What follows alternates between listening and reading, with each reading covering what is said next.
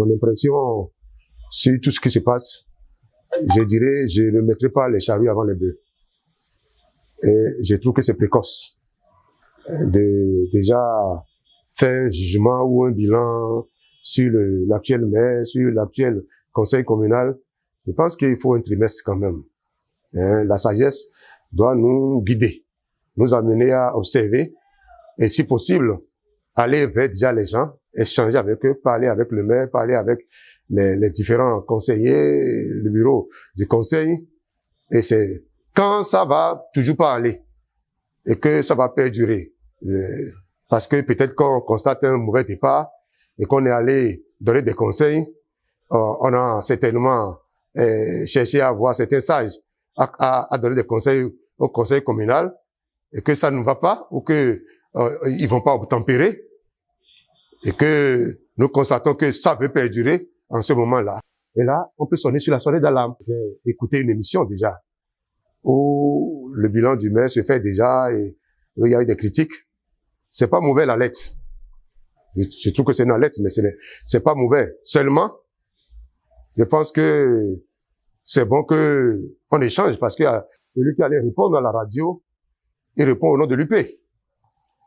Et à mon avis, je suis encore le premier responsable de l'UP dans la 9e circonscription et notamment dans la commune de Savalou. Et je n'ai pas été informé.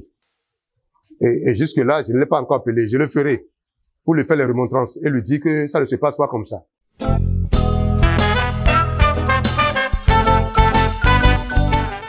Les gens m'ont approché. Les différents responsables du palais, les gens m'ont approché. Mais ma réponse était, épargnez-moi de cette histoire de royauté. Épargnez-moi de cette histoire de royauté. C'est vrai. Lorsqu'ils s'entendent, c'est une affaire de langage. C'est une affaire de, je dirais, vous savez, dans chaque couvent, il y a des règles. Moi, je ne connais pas les règles. Dans ce sens-là, de royauté-là, je ne connais pas les règles. Et je ne veux pas mettre mes pieds quelque part où je ne maîtrise pas. Mon souhait, c'est le consensus.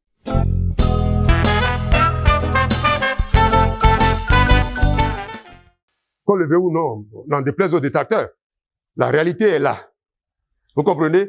Quand vous allez sur le net, vous faites des recherches, vous constatez que les 50 pays, les 25 pays, les 50 pays, les 50 pays les plus pauvres, le Bénin ne se figure plus aujourd'hui.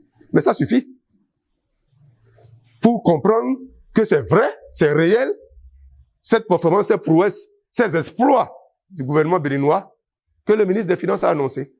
Talon n'est pas venu inventer la roue, mais Talon est venu lancer le Bénin. Il est venu changer complètement les donnes de ce pays. Et quand il parle du Bénin révélé, les preuves sont là aujourd'hui. Ça là, il faut qu'on le dise directement. Disons les choses telles qu'elles sont.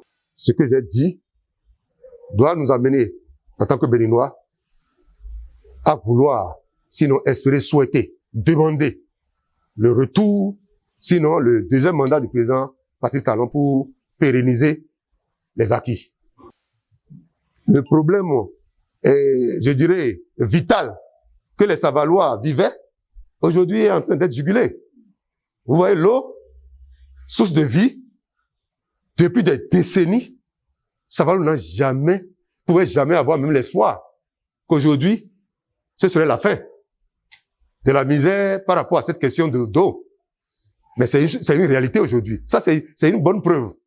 Juste pour vous dire que, pour moi, en tant que croyant, vous le savez très bien, je vais vous dire même presque que le ciel a déjà validé le retour du président Talon. La nature l'a validé. Et le peuple béninois le validera par la grâce de Dieu.